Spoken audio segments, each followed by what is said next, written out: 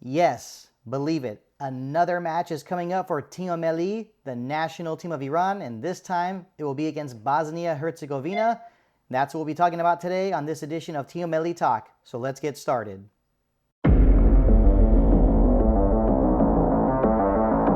The game between Iran and Bosnia is rapidly approaching November 12th in Sarajevo. And joining me once again, Pasha Gerami. Pasha, good to have you on the show. How's it going? Art, it's really a pleasure. Thank you again for having me. All right, so let's get right to it. We got a few things to talk about on our agenda. Obviously, we know we're previewing this match. It is a friendly match, but either way, it's another match for us to see how Iran plays under new head coach Dragan Skocic. Because remember, he's only had one game so far as head coach of Iran. That was that 2-1 victory over Uzbekistan in Tashkent, and that was in October of 2020. So glad that we have another match to talk about. But first, let's just go over the list of players that have been called up to Team Melli, the national team of Iran. At the goalkeeper position, basically no changes. Rashid Mazaheri, Payam Niazmand, and Amir Abidzadeh. As for the defenders, Sadek Moharami, Shoja Khalilzadeh, Milad Mohammadi, Mortaza Purali Ganji, Hossein Kanani, Moshtaba Najarian, Aref Golami, and Majid Hosseini.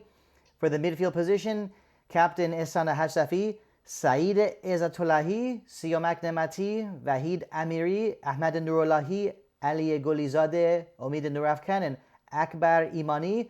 As for the forwards, Kaveh Rezai, Karim Ansarifard, Sasan Ansari, and Mehdi Gayedi.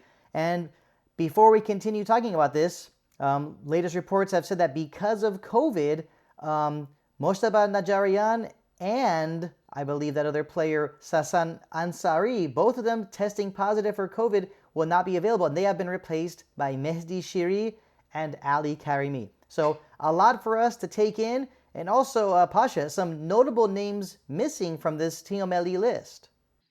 Exactly. I think most Team Melli fans will notice the lack of Mehdi Taremi, Sardar Azmoun, Jahan Bakhsh, and Saman Quddus. And I don't believe it's COVID related. To my understanding, it's more that those four players are still integrating themselves in their clubs. Taremi just recently scored today for the first time for Porto.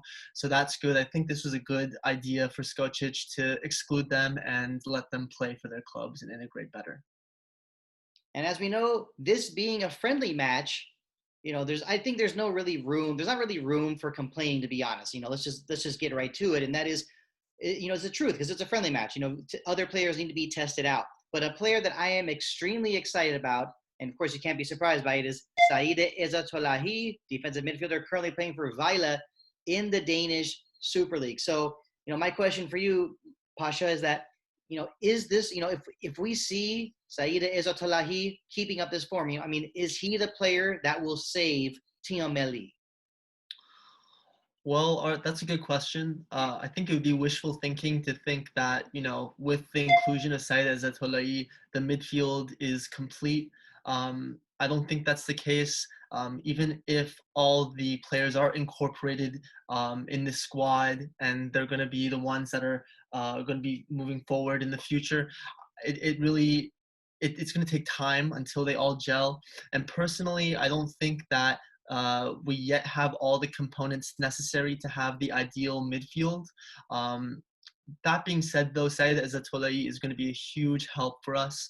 He's been playing great recently in Denmark. He's been scoring some nice goals. There was one Messi-esque goal he scored a couple weeks back that was very impressive. And, it's always a good sign to see a young guy like him being in form, because I think we're going to use him for many, many years to come.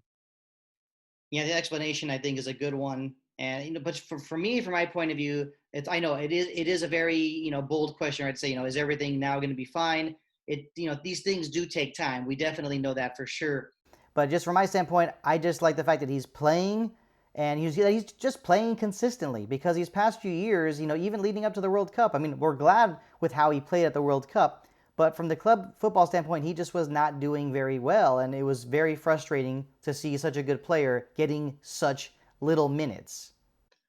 Absolutely. I think it was very frustrating for all of us to see him not playing at Rostov at the very end. He was being loaned out to UPenn in Belgium, and he wasn't having much luck there, and there's just a lot of gossip and tabloid stuff revolving Said Izzatullahi, his personal life, and what is he doing, But we all know he's a great player, and it's important for us to separate, Said Izzatullahi, what he does outside of the pitch and what he does on the pitch, because when he is in form, he is without a doubt our greatest midfield player.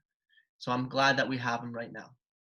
All right, and as we know, this edition of Team Melli Talk, we're previewing the match that Iran has coming up against Bosnia. So, of course, we're going to want to shift gears exactly towards that.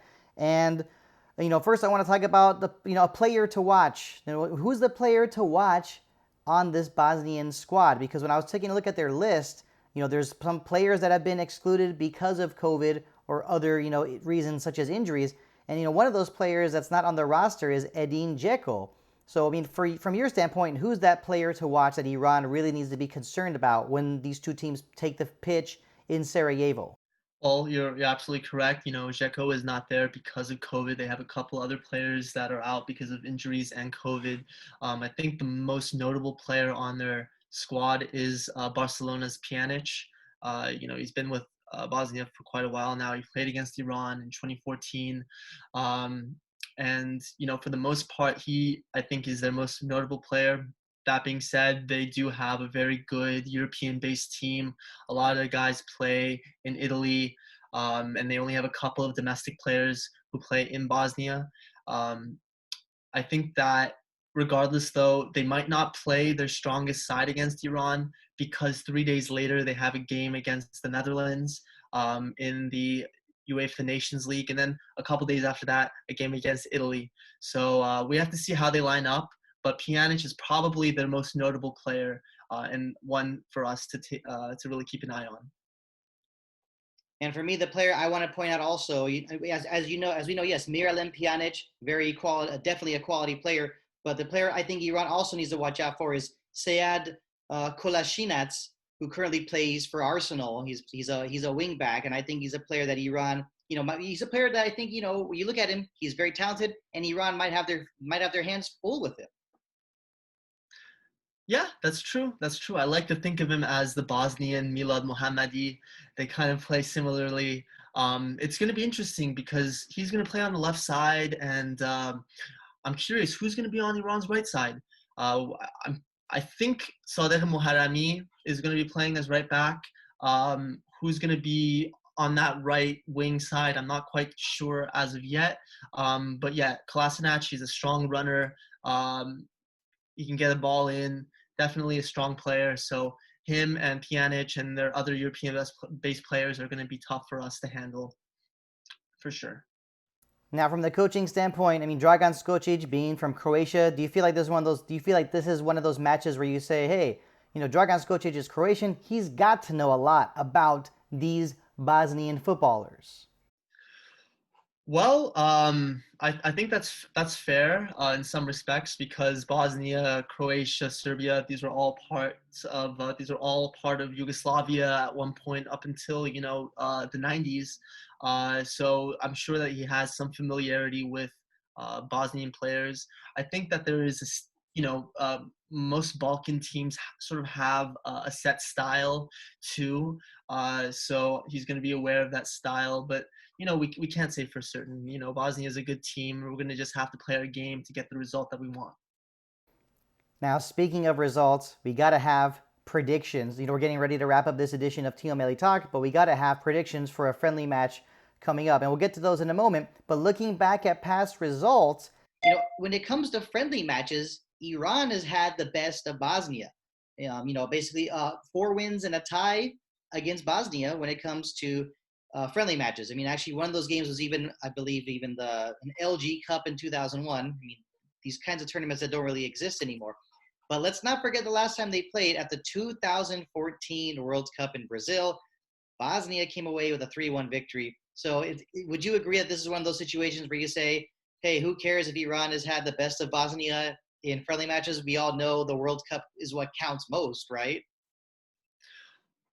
Well, I choose to forget about the 2014 game against Bosnia because that was so devastating for me personally, and I'm sure it was for other Team Melli fans. But that being said, Iran does have a good history getting results against Bosnia. I think the two games that stand out to me was the 5-2 victory against Bosnia in Tehran back in 2006, prior to the 2006 World Cup, and the 2009 game where we came back from 2-goal deficit to beat them 3-2 in Sarajevo.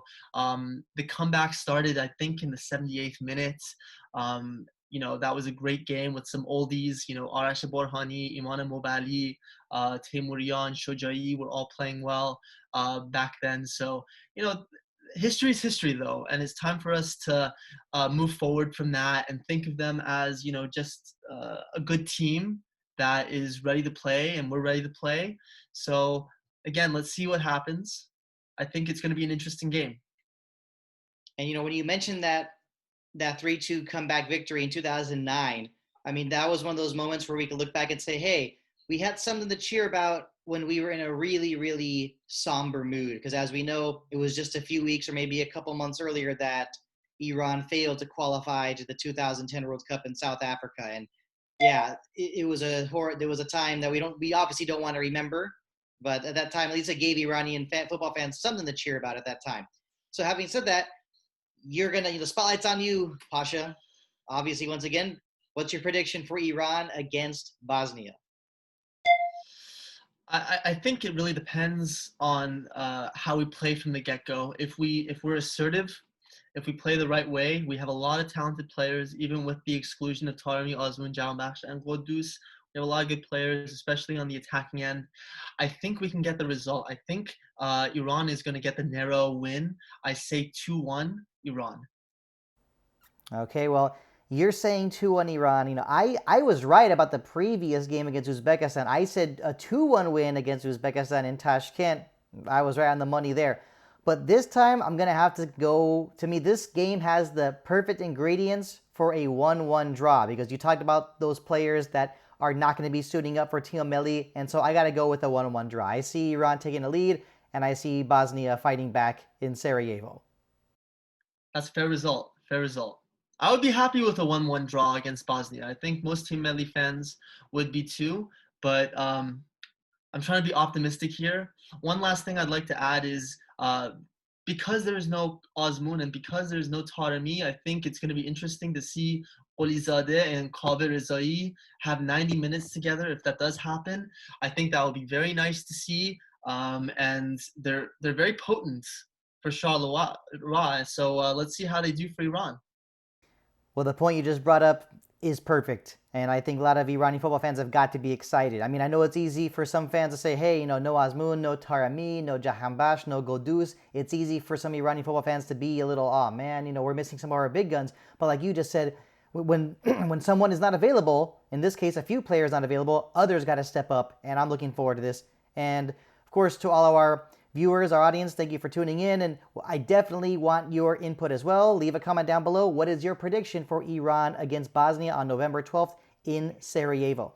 And with that, Pasha, just like to thank you for taking the time to come on Team Melli Talk. Once again, always a pleasure to have you on the show. Thanks, Art. I really appreciate it. Have a good one. Okay, and that's it for this edition of Team Melli Talk. You know what to do. Get to our website, www.teammelitalk.com. You know where to find us on social media, Facebook, Instagram, and on Twitter. You know the handle, @Team Melli Talk. Don't forget to like, comment, share, subscribe. Hit that notification button. See you on the next edition of Team Melli Talk.